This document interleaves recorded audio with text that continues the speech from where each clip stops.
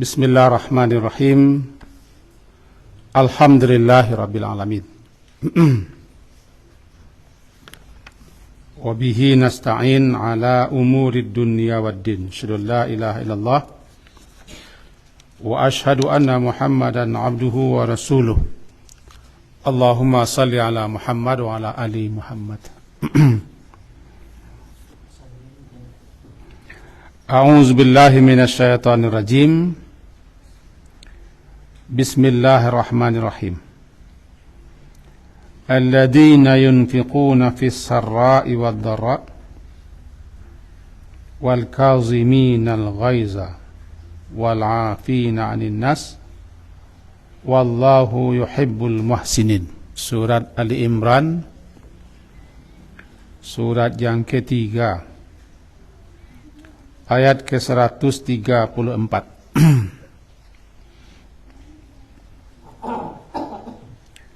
Alladzina, yaitu orang-orang yang yunfikun, mereka senantiasa menginfakkan harta mereka fis sarra, baik di waktu lapang, wadh-dhara, ataupun waktu sempit, wal kaziminal ghaiza, dan orang-orang yang kazim, mengendalikan atau menahan marah, wal 'afina 'anil nas, dan orang-orang yang memaafkan kesalahan orang lain. Wallahu yuhibbul muhsinin, Allah mencintai orang-orang yang berbuat baik.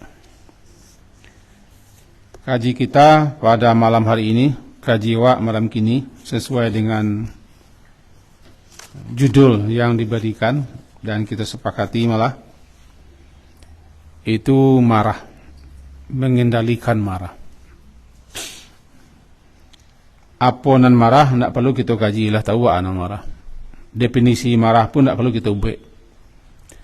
Kita lah bisa mendefinisikan masing-masing kita, karena kita lah pernah melakukannya bukan hanya sekali.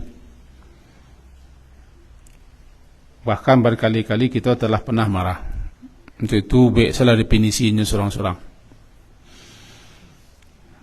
Nah, sebelum kita memahami ayat tadi, dalam hadis riwayat Imam Bukhari 6114 dan diriwayatkan oleh Imam Muslim 2609 dari Abu Hurairah, bersabda Rasulullah sallallahu alaihi wasallam, laisa syadid bisur'ah, bukanlah orang yang kuat itu orang yang mampu membanting orang lain atau meng-KO, menjatuhkan orang lain ketika bergulat. Innamas syadid, sesungguhnya hanya saja orang yang kuat itu, kata Nabi, alladzi yamliku nafsahu, orang yang mampu menguasai, mengendalikan dirinya, indal ghadab, sewaktu marah. Itu yang pertama. Dalam hadis lain, masih diriwayatkan oleh Imam Bukhari, hadisnya 6116, bahwa ada seseorang datang menemui Nabi. Katanya, ausini ya Rasulullah, berilah aku nasihat. Kata Rasulullah, la taghdab, jangan marah. Faraddada alaihi miraran, berkali-kali orang itu minta nasihat, maka jawabannya sama dari Nabi, la taghdab, jangan marah. Jangan marah, kata beliau. Nah, dari hadis dan ayat-ayat serta riwayat-riwayat dapat kita suatu pelajaran bahwa orang yang kuat, orang yang perkasa, bukan berarti kuat fisik, tapi kemampuannya untuk mengendalikan nafsunya, dirinya. Lebih-lebih ketika marah sedang membara, sedang berkobar-kobar, mampunya kita itu mengendalikan marah, itu adalah orang yang paling kuat. Orang yang kuat jasmaninya belum tentu mampu untuk itu. Dan ketika marah, setan lebih gampang mengendalikan kita. Dalam suatu riwayat disebutkan bahwa iblis laknatullah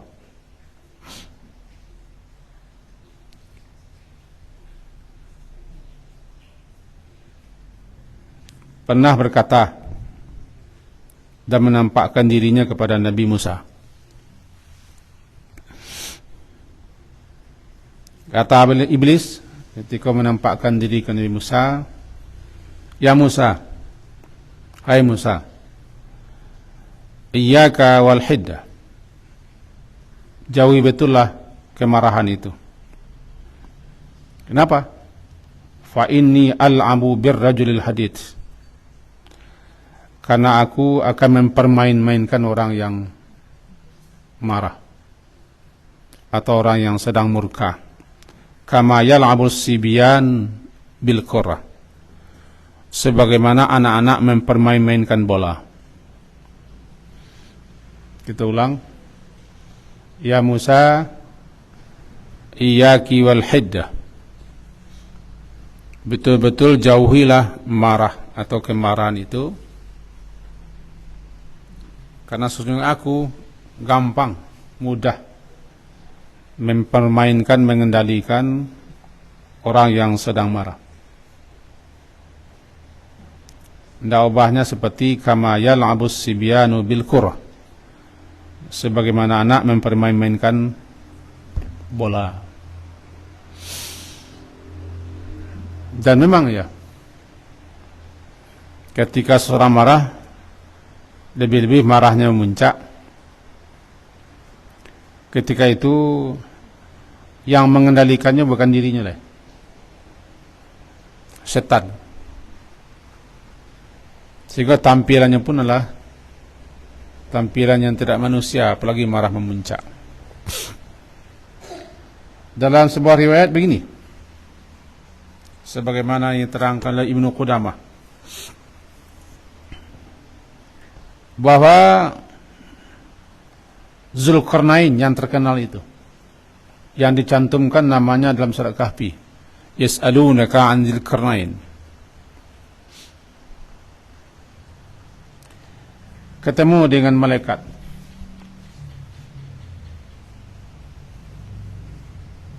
Katanya, "Alimni ilman." Ajarilah aku suatu ilmu. Azdadu bihi imanan wa yaqinan.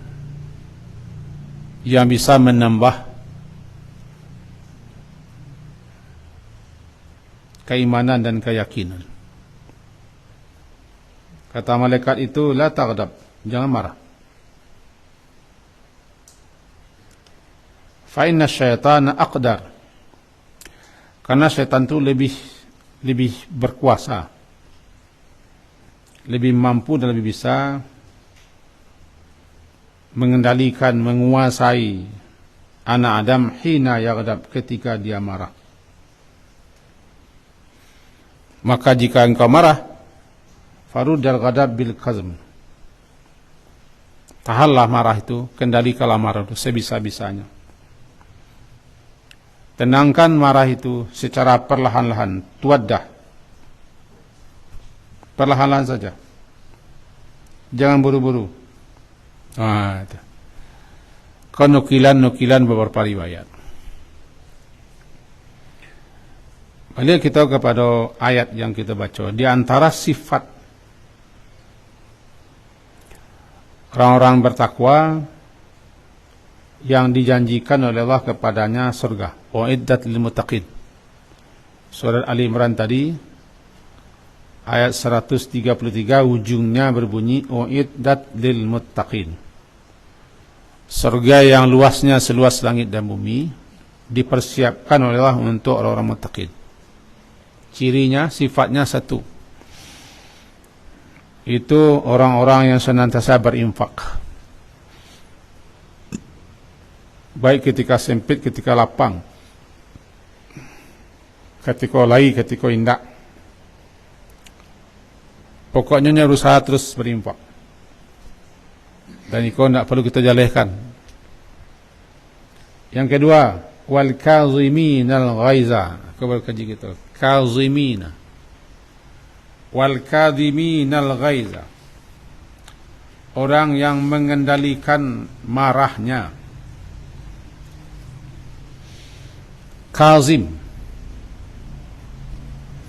Kaf, zat, mim. Nanti jadi kazim. Kizmah. Asal bahasanya adalah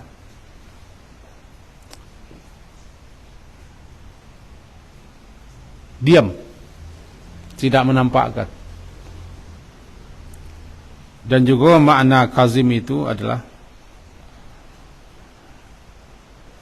unta ketikanya mengeluarkan makanannya dan tiba di mulut, ditahannya kemudian diluluannya balik. Unta tiba dawa muntah laka keluar, tapi nak jadi keluar, ditahan dan ditelan balik. Padahal muntah tu kalau dikeluar tak ada orang nak bagi, sebab lah patut dikeluar, nu muntah. Tapi kena mengingat menimbang, besar risiko, besar mudaratnya. Diluluannya muntah tadi balik. Nah, melulua, menelan kembali muntah yang sudah keluar, kazim.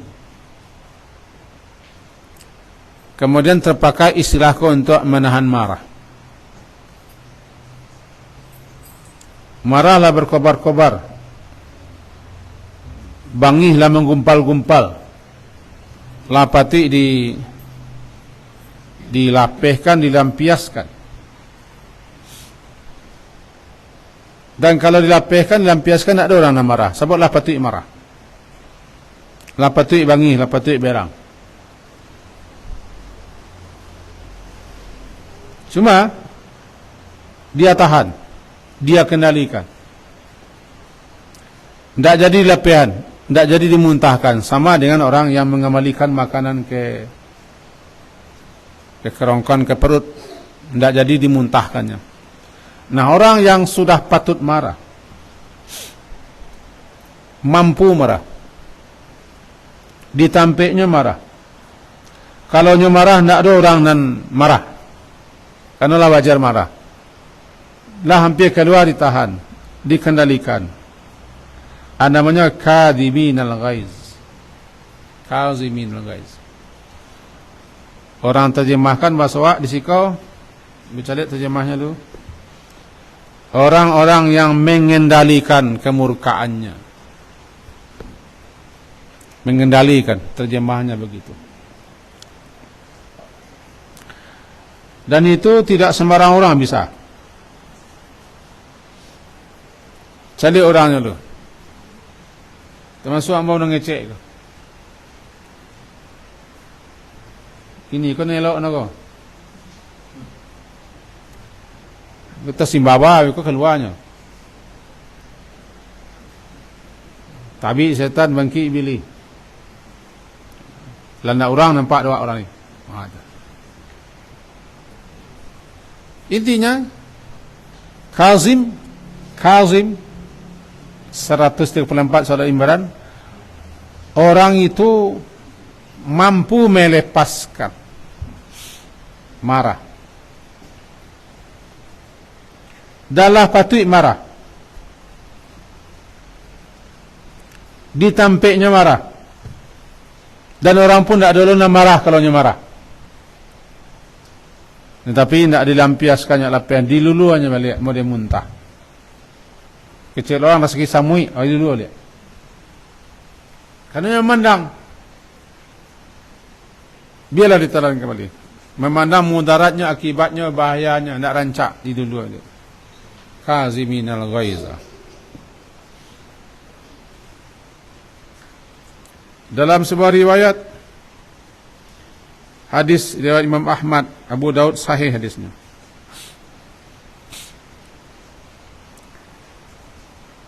Disebutkan bahwa Rasulullah SAW bersabda, "Man kazama ghaizan." Siapa yang menahan, mengendalikan marah atau murka, wa huwa qadir, sementara dia kuasa dan mampu untuk melampiaskan, yunfizahu, untuk melampiaskan marah, mampu, bisa, sanggup, tapi ditahannya, dikendalikannya. Da'ahu Allahu ala rusil khalaik. Nanti di hari kiamat Allah panggil dia di hadapan semua makhluk, dipanggil. Lalu hatta yukhayyirahu min ayil hur sya'. Setelah dipanggil, Allah suruh dia pilih siapa yang sukonya dengan wanita-wanita yang ada di surga. Wanita-wanita spesial yang bermata indah, jeli, menawan. Pilih nama yang ketujuh.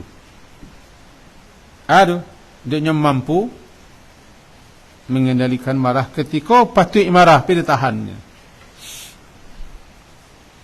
Itu namanya keutamaan menahan marah, mengendalikan marah. Dan itu butuh kekuatan, kemampuan, kesanggupan, termasuk kekuatan iman. Dia punya ilmu. Karena dia berilmu, mengerti bahwa marah cukup itu besar resikonya, besar bahayanya. Apalagi ketika marahnya dikendalikan setan. Innal ghadaba minasyaitan. Sesungguhnya marah itu datang daripada setan. Kalau marah, hati-hati, nanti dikuasai setan. Hati kita mempunyai pintu-pintu. Melalui pintu-pintu itu setan bisa masuk. Pintu kok tidak usah lalu kita gambarkan pintunya, pintu masjid itu surau. Pokoknya pintu tempat masuk. Itu namanya pintu. Apabila terbuka dan terkuak pintu itu, setan bisa masuk ke hati, menguasai hati. Salah satu pintu, celah, peluang yang bisa dimasuki setan sehingga menguasai hati seorang manusia, marah. Ketika manusia marah, maka ketika itu setan sudah mendekat ke hatinya. Lalu tidak mampu mengendalikan marah. Setan. Idza innal ghadaba minasyaitan. Marah itu dari setan. Maka membaralah wajahnya. Kembang-kempislah hidungnya, merah mukanya, nampak urek Maria, menggali-gali telinganya, tagak bulu kulit. Sebutnya nak inyoleh. Di situ sempat baca lihat tadi, ada hal yang menarik. Barangkali yang kita lah tahu. Di antara hal yang menarik itu adalah bagaimana kita agar bisa mengendalikan marah atau tidak jadi marah. Salah satunya ke satu.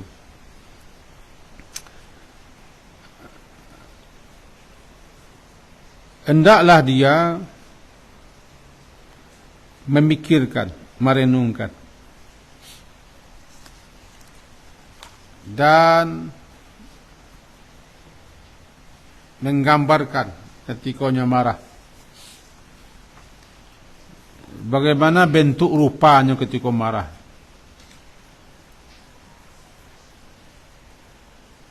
Kenapa begitu? bentuk mukanya ketika marah dah. Maka silakan dia melihat wow ketika marah. Binatang buas ketika marah, beruk dan kera ketika marah. Maka ketika itu agak mirip-miripnya itu. Kalau dipoto orang, foto dia ni ketika bangi panadi, celengkanya. Itu bisa berfikir orang nak mau bangi. Sebab bentuknya sebentuk buruk, semua nak orang. Ketika itu tampilan syaitan yang ada di wajahnya. Kalau awak akan mencari orang marah bisa, tapi mencari badan awak marah tak ada. Sebab tak mungkin awak ketika marah pergi ke cermin, tak mungkin. Ada yang manggil awak ke cermin sentalui, tak bisa. Kalau itu kan tak jadi marah. Tapi hendaklah dia pikirkan bagaimana bentuk wajahnya ketika marah. Lihatlah hewan-hewan tertentu kalau marah. Buas, menyeringai, keluar gigi. Berbahaya sangat. Tidak jauh beda dengan rupa dirinya ketika marah.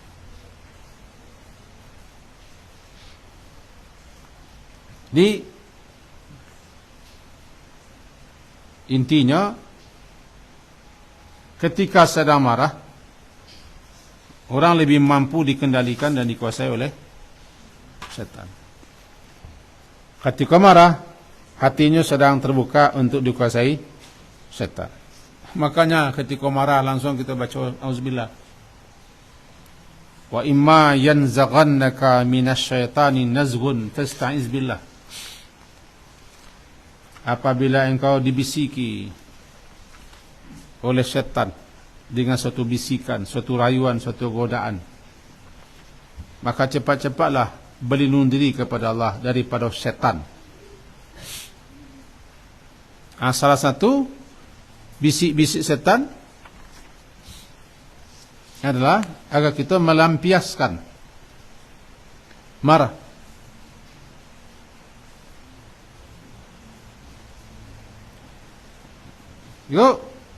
Karena syaitan itu dalam bahasanya dia diciptakan dari api.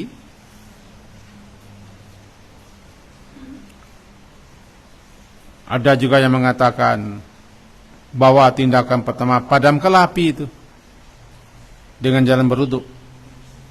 Tapi sebelum berwuduk baca auzubillah. Kenapa baca auzubillah? Marah dari syaitan. Dan syaitan itu ketika seseorang baca auzubillah dengan serius dan sungguh-sungguh, serius sungguh-sungguh, penuh harap agar marahnya bisa hilang, dibaca auzubillah, hilang marah. Cuma awak kan tak ingin membaca. Awak aku kasih kau dulu. Awak lebih cenderung untuk melapihkan dulu daripada mengubek. Awak atau orang awak kalau marah kita tidak ingin mengubek, tidak ingin menghilangkannya, ingin melampiaskan, melapih, mempraktikkan marah. Padahal obat yang paling mujarab daripada marah itu sebelum melakukan tindakan auzubillah. Kenapa auzubillah? Kaji tadi boleh. Ketika orang marah, hatinya sudah dimasuki syaitan. Dan mulailah syaitan mengobarkan api marah.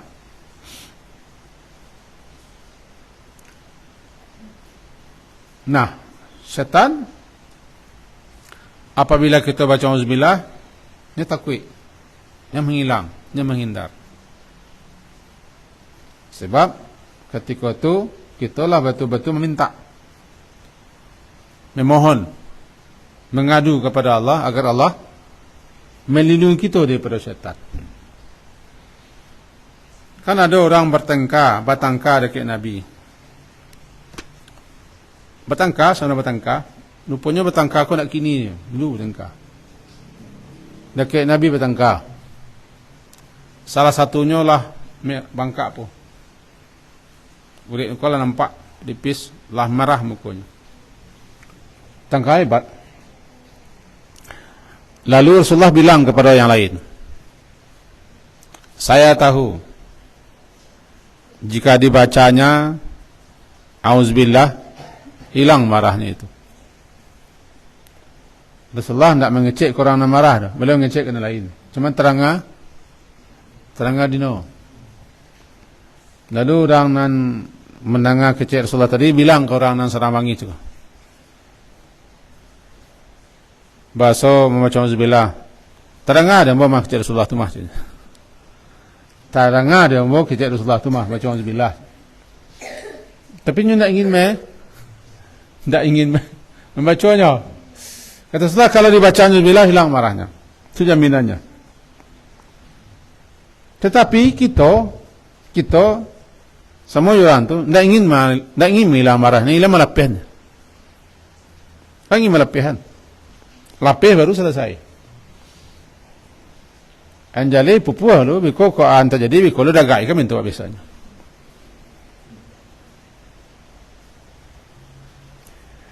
Jadi nampaknya setan sangat-sangat sangat-sangat gampang memain-mainkan orang sedang marah. Sama dengan kata iblis kepada Nabi Musa, ya Musa, jangan marah. Sebab engkau kalau sudah marah,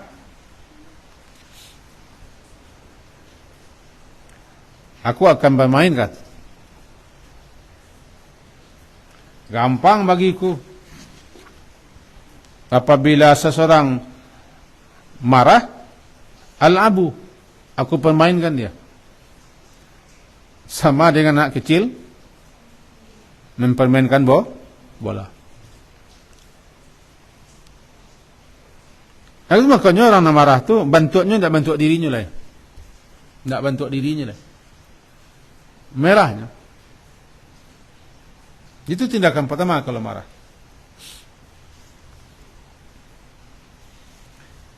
Lebih-lebih bisikan setan itu yang agak berbahaya ketika kita marah, bahwa setan membisikkan ke dalam hati kita, ke dalam jiwa kita, ketika kita marah,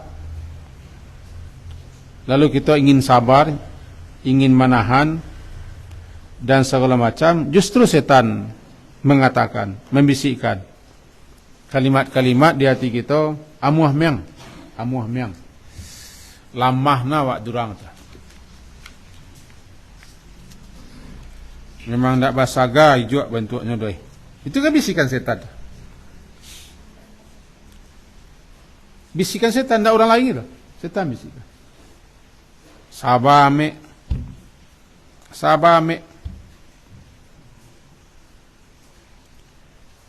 Amuah sewak dinanya, lamantun ketiknya. Sehingga dibayang-bayangkannya kerdil. Kecil orang yang penakut. Kecilnya orang tak berani. Kecil orang yang pelompong sagu. Tu pelompong sagu. Lompong ko panakui ame. Itu bisikan setan. Padahal Allah nyuruh menahan seperti itu. Kazib. Setan justru menyuruh kita untuk melampiaskannya. Sehingga dibisik-bisikkannya kalimat model itu. Lamah mana? Ajas. Hina. Kardil engkau. Dari longkahnya kedua. Tak apa pematang. Sawah ini. Lantihangan bananya. Bisikan setan. Bisikan setan. Bisikan itu bisa hilang dengan a'udzubillah. Cuman keamuhan kita membaca auzubillah itu dipertanyakan. Keamuhan itu kemauan. Baru kemudian kalau marah jo Sudah baca Alhamdulillah, kita sudah mengambil wudu, padamnya. Atau merubah posisi. Kalau pernah kita sampai merubah posisi. Sebab tempat itu berpengaruh. Jangan duduk di sini. Kalau bangi sudah tempat, pindah. Go aura bangi itu aduh, sini. Hawa.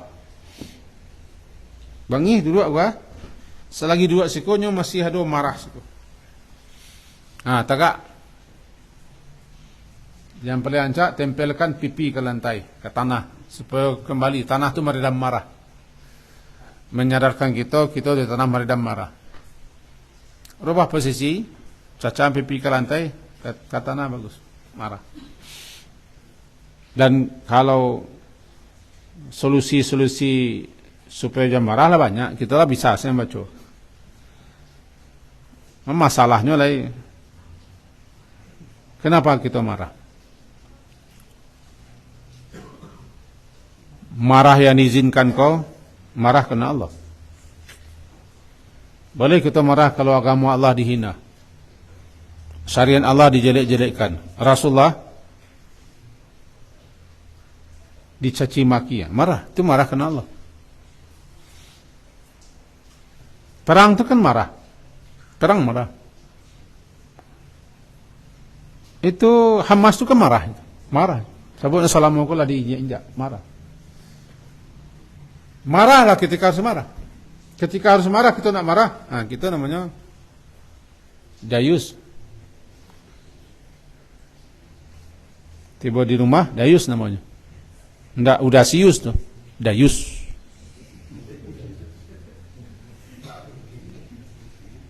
Ana dayus, iceleleng bini miang. Allah telopok men sudah cokain lalu suah. Yang ngari lah. Yang setelah dah cina, habis pak. Papa tanah nama apa cina? Anak mencaleh, habis pak. Kailah puak, tonggok disudui, nak ngari lah. Berarti lah hilang nuak, lah hilang talinya cek, tali bangih tu hilang. Celeleng bini saya surui ke limusiannya sekali. Itu tidak ada orang tu. Tidak bisa alabis agaknya. Jadi marahlah ketika harus marah. Marah ketika marah itu kapan? Marah ketika agama diinjak-injak. Syariat, Nabi, baru marah. Marah melihat orang berbuat maksiat. Kan mencegah kemungkaran itu kan dari mana? Emosi. Cuma kendalikan. Perintahkan kendalikan. Kita kembali kepada awal kaji. Al-Kazimin al-Ghaiza. Ada satu riwayat yang luar biasa. Namanya Maimun. Dia mempunyai seorang budak perempuan. Ketika kedatangan tamu, lalu budak cakap nampak cakap, hendak pembantu tu budak perempuan menghidangkan kuah hangat, kuah panas. Sedang bertamu. Tiba-tiba kuah cakap terlenggang kuah. Panih akan naik bajunya. Lalu si Maimun cakap tu nampaknya kamu memukul kabangi kepada budaknya. Kecil budaknya praktekkanlah ayat Allah. Al-Kazimin al-Ghaiza. Menahan marah. Kecilnya ke budaknya, qad fa'altu. Sudah aku lakukan. Tak jadi marah. Lanjutkanlah ayat setelahnya itu. Ayat setelah ayat Al-Kazimin al-Ghaiza, wal 'afina 'anil nas. Lanjutkan ayat itu, kecil budaknya. Qad afautu. Aku sudah memaafkan engkau. Qad afautu. Aku sudah memaafkan kau, wahai budak. Lalu budak perempuan juga menyambung, wallahu hibbul muhsinin. Allah mencintai orang-orang berbaik. Jadilah hari ini engkau merdeka dan bebasnya. Terkenal dalam sejarah Maimun. Ini dapat cerita. Budak, kau kan orang nak merdeka lah. Jika tangan yang ngik, awak sedang banyak temu, tak lenggang, tak tumpah, kesikuah. Itu teburang sama mencelik budak tu mah. Celik pelayan pembantu, ceroboh, mungkin wak malu segala macam. Dikit tamu. Aku cek budak tadi, praktikkanlah ayat Allah. Aduh, wal kadhibin al ghaiza. Orang-orang yang mengendalikan marah. Aku cek si Maimun juga menjawab, qad fa'altu. Sudah aku laksanakan, aku nak marah. Itu pengaruh ayat. Katanya, amalkanlah, ya'mal ma ba'da. Amalkanlah setelah ayat itu. Bunyi ayat setelah itu. Wal afina aninnas. Orang-orang yang memaafkan orang lain. Jawapan si Maimun juga dekat budak juga, qad afautu. Aku sudah memaafkanmu. Si budak juga sambungnya ya, wallahu hibbul muhsinin. Allah mencintai orang-orang yang suka berbaik. Sekarang engkau aku merdekakan. Merdeka apa itu nanti? Anak orang talok dekat itu. Dia mau talok pergi mengecian. Mengecian talok dia mau gini. Mengerjanya, ya mau nak soal itu gitu. Luar biasa. Dalam riwayat lain kecilkan Ahnaf. Jadi ada dua versi riwayat. Yang penting kita nak nama orangnya. Yang penting itu dikerjakan oleh ulama-ulama atau generasi sesuatu. Mengamalkan ayat. Sebagaimana Umar pernah juga mengamalkan ayat. Ketika dicaci maki, dicela, sewaktunya menjadi khalifah. Khalifah itu tidak sama dengan presiden. Khalifah ketika itu penguasa, pemimpin kaum mukminin, lah mencakup dunianya sampai kepada Afrika sampai ke Eropa. Kekuasaan Umar bin Khattab yang terkenal itu. Satu kali ada orang berkunjung, ringkas saja. Berkunjung, diizinkan bertamu oleh Umar, diizinkan. Silakan datang, masuk aja. Tiba-tiba orang tu bilang, ya Ibn al-Khattab, oh anak si Khattab. Khalifah. Ya Ibn al-Khattab, oh anak Khattab. Wallahi, demi Allah, ma tu'tina zazal. Engkau tak pernah membagi-bagi. Membagi-bagi secara kepada kami, bagi yang banyak. Engkau tidak pernah menghukum kami dengan adil. Pokoknya caci Umar bin Khattab. Ghadiba Umar, taburangsang Umar. Tahu taburangsang? Naik kumbang-kumbang tersimbaban. Hampir-hampir saja Umar memukul orang lancang. Ini khalifah. Khalifah. Di muka nerami tuding. Orang tu kasar. Lalu salah seorang sahabat Al-Hur diangkat oleh Umar sebagai penasihatnya, banyak hafal Quran. Al-Hur. Kecilnya ke Umar bin Khattab yang sudah merah. Ya Amiral Mukminin, Inna Allah Azza wa Jalla qala Nabihi sallallahu alaihi wasallam, sesungguhnya Allah Azza wa Jalla berfirman kepada nabinya, bunyinya, khudil afwa. Jadilah engkau orang pemaaf. Wa'mur bil urf, suruh orang baik-baik. Wa'arid anil jahilin, berpaling pada orang yang jahil. Enggak jadi Umar marah. Jadi marah. Sebab tengkuraknya lah mengana-ngana ayat tu boleh. Jadi marah. Kepalanya fikir-fikir aku rasa sekali itu boleh dengar, apalah lama dengannya. Itu pengaruh ayat ke Umar. Dan Umar paling tunduk dengan ayat. Dibacakan ayat tunduk. Tak jadi marah. Itu surah Al-A'raf ayat 199. Pun peristiwa yang sama, ketika Rasulullah wafat, Umar kan mengancam-ancam orang di Musaji. Awas, siapa yang mengecekkan Muhammad mati, dia membatu wahai padangku. Ada orang teluk melawannya. Saya meninggal di kamar Aisyah. Umar tidak terima. Rasulullah nak mati, nak pingsan. Siapa? Awas yang mati, pancuang. Itu masuk menyelami Umar ke? Bagaimana tidak siapnya menerima Rasulullah itu meninggal. Siap sisi psikologisnya, tidak siap. Lalu tidak ada orang mengecek, cuma dah mandir. Datang Abu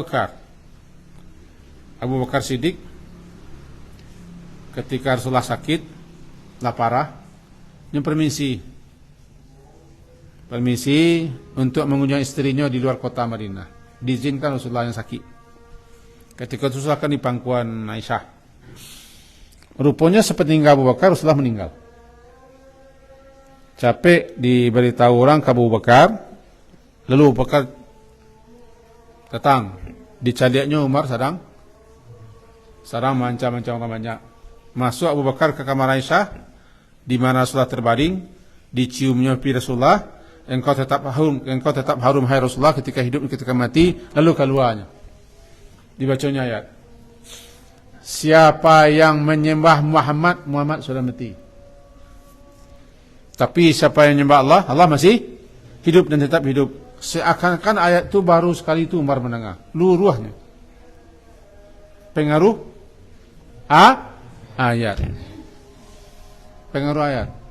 Ini nampaknya dibacakan ayat atau baca auzubillah, atau dikarenakan orang, kalau orang kolai punya keimanan nyambung.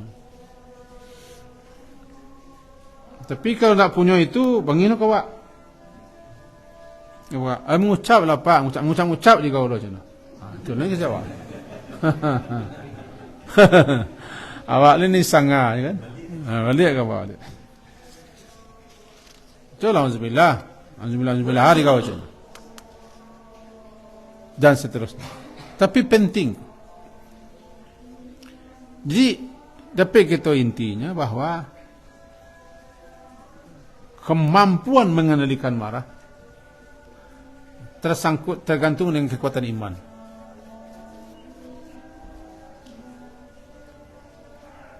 Dan sejauh mana kita mengetahui akibat marah,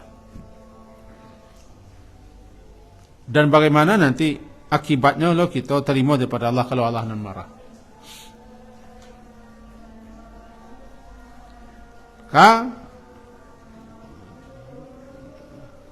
Berusahalah kita pertama dulu menghilangkan sebab-sebab yang mendatangkan marah.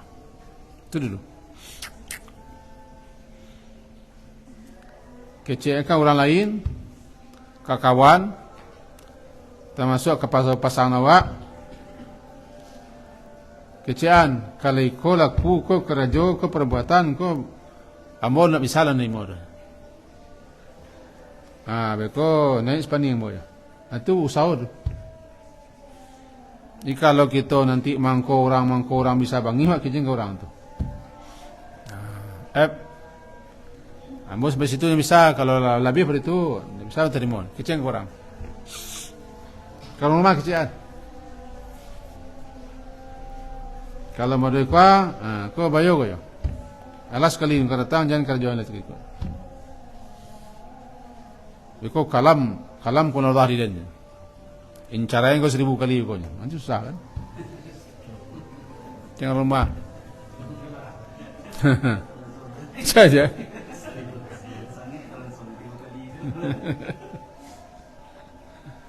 Jadi harus kita sadar apa-apa saja yang bisa membangkitkan, mendatangkan marah, kecewa ke orang, atau hindari kerja itu. Kalau telinga kita pemerah, jangan mengarahi orang.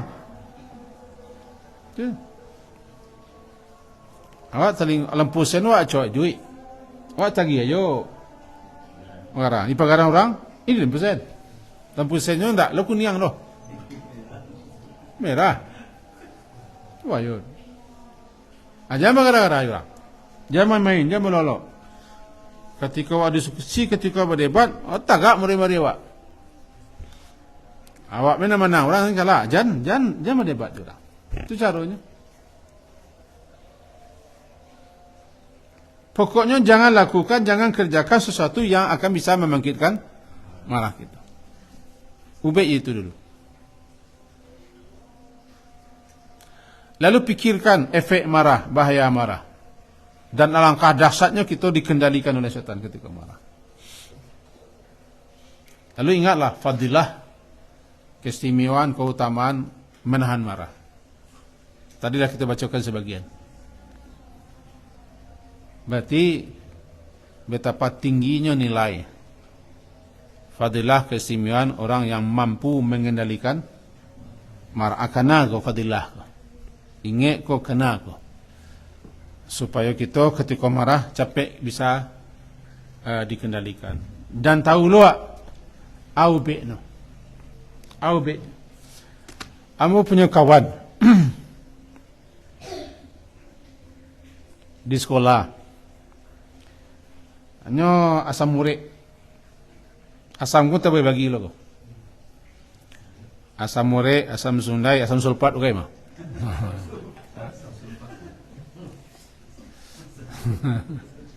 Asam lambuang, asam kandis, asam gelugur, ketiga asam siriang-riang. Menangis mayat di dalam kubur, teringat badan tidak sembahyang. Itu asam yang ketiga. Hanya asam murid. Jadi di Abisenter,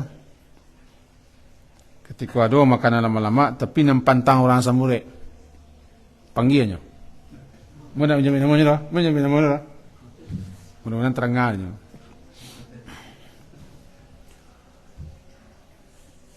Tapi nya tak tahan menjadi pantang kok.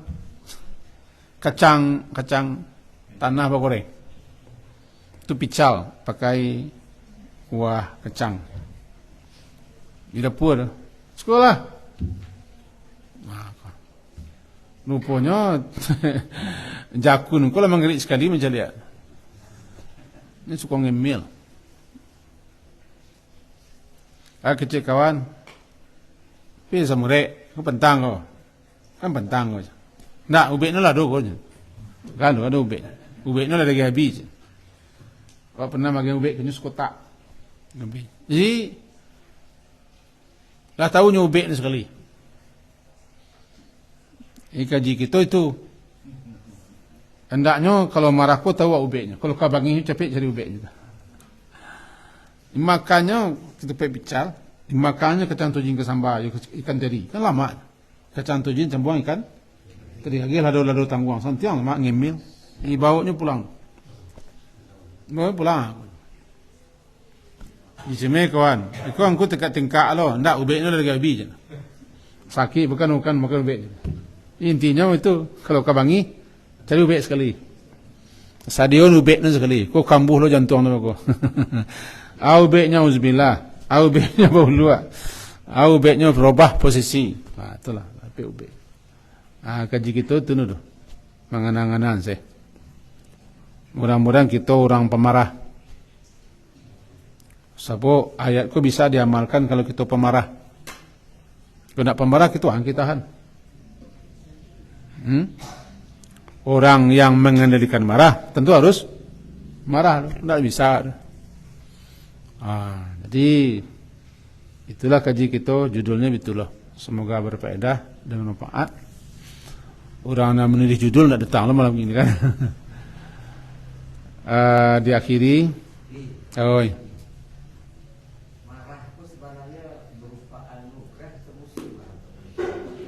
Bisa kedua-duanya. Kalau Pak Yaman teragak di Gulai Kambiang, cari si kadainya.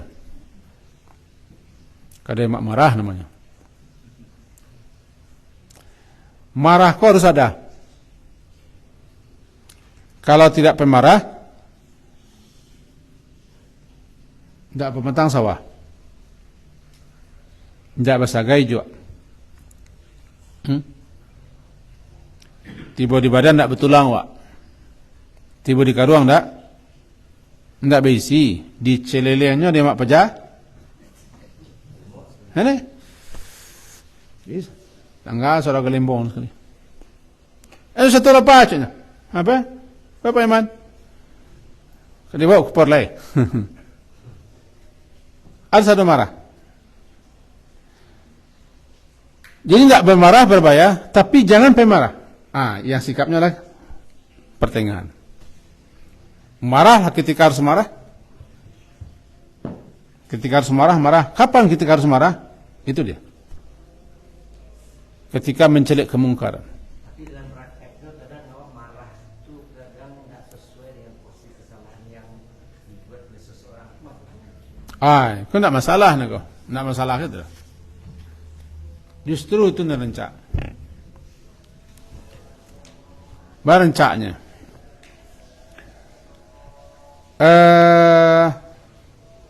Karena kepacak di jalan. Sarawak Petiah. Lalu kita sabar.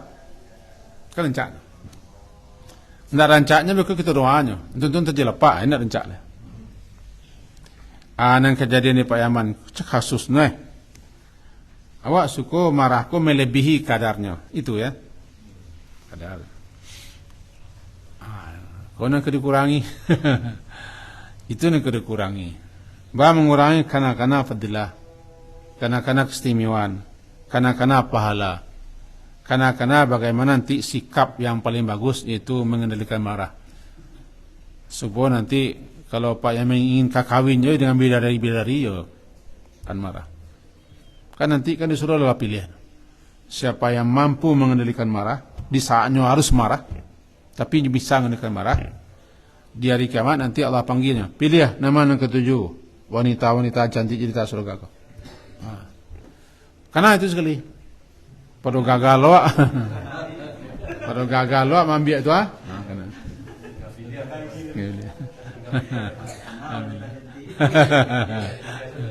Lah Firman. Allah satu.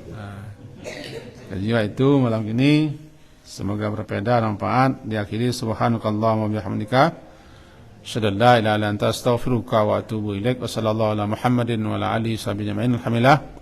Assalamualaikum warahmatullahi wabarakatuh.